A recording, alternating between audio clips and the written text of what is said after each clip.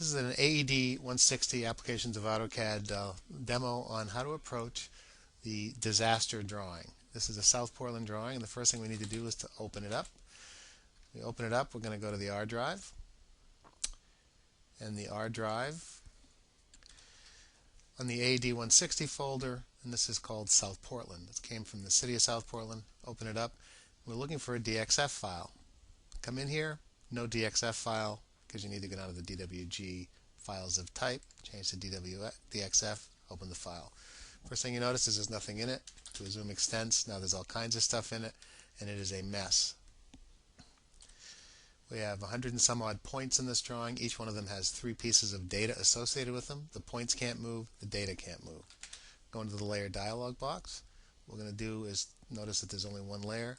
Create a new layer called points. Give it a color that looks a little different, like blue. Now we're going to go and make that a locked layer. Now when we get done with that locked layer, we're going to go pick all the points and put them on that layer. As long as we're right here, let's make a few other layers. We'll have a layer for dates, because that's one of the kinds of data we have. I'll give that a different color as well, magenta. You can use any color you want, of course. And then I'm going to go and make a layer called times. We'll give that a color as well, and maybe we make that. The purpose of the layers is just to have some place to put this data. So what I'm going to do is to go into the properties palette. When I do the properties palette, let me kind of park it right there. When I do the properties palette, I'm going to use the little quick select, which looks like a funnel. Oh, I'm not in the right software here at all. That's not what it looks like to you, and I guess why the heck would they have changed that? Okay, I realize I'm in the Gator Beta, which is the next version of AutoCAD. I'm going to switch over so it looks like the ones we have, Scott. Okay, we're back. The regular release. So what I've got is all these things set up with points layer. I'm going to lock that layer here. We can just going to get that out of the way, and I think I'll just close out the layer thing. Okay, now I'm back in Properties window. In the Properties window, park it over here. I got the little funnel right here. Dock it. Go to the little funnel right here, and in this drawing I'm going to go and get from the entire drawing all the points in the drawing. Pick OK. It tells me I have 134 items selected. I'm going to leave that out for right now. What I want to do is change a layer. In Properties, I can just go to the drop down, go to Points. Now all those points are on a layer that's locked. I haven't moved them, and they're nice and secure. I've also got a lot of text in this drawing. That text needs a text style. So I'm going to go and create a text style. In fact, we'll make it an annotative style. I'll use Arial so that it looks a little better.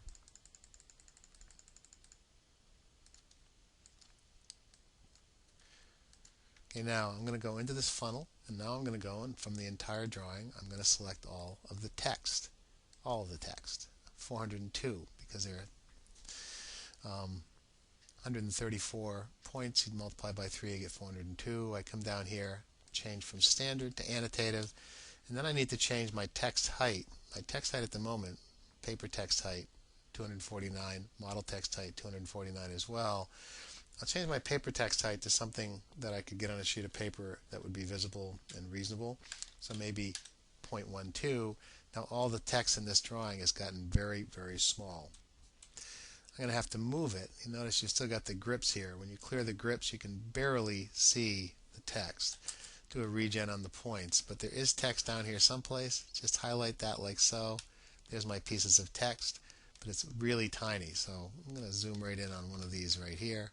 You can see now there is a date. Now date has front slashes in it. I want to put it on its own layer, so now I'm going to go back in and select that. To do that, I'm going back to Properties, the little funnel for quick select. Again, the entire drawing, text, but I'm not picking all the text. I'm going to just pick the text whose contents match the wildcard, anything, asterisk, front slash, anything. Now that front slash refers to the front slash used in all the dates, because the only thing common to all of them, actually these were done pretty close to each other on right around the same day, so we probably could have done 2003, maybe even 08, but I know their dates if they've got a front slash in them. I pick OK. There's 134 of those. I go over to the layers, put those on the dates. You notice it turned magenta now. Every single date in this drawing turned magenta. Now we're still finding well, all this stuff, highlight it, we'll zoom right in on this. Now we have times. I'm going to go back into the filter, go over here to the entire drawing. Oops, sorry. Go to quick select, go over here to the entire drawing, get all the text, whose contents, wildcard match, match the wildcard star, colon star. Click OK. Now all that text is selected. I go back over here to the layer, put it on the times layer, which comes out green, and now everything is on its own layer. Now I'm zoomed back out again. I can still see my points. If I do regen, the points change size. So I'm once again going to zoom in on one of these areas right here, but first I'm going to highlight just to make sure I can find the text. If we look at the text that's associated directly with the point, that's the thing that indicates what kind of point it is. In this case, it's a sewer. What I want to do is to line all the text up right underneath so that we can set this up and find all that information. 0.12 is that text height. What I'd like is a couple more pieces of text right down here.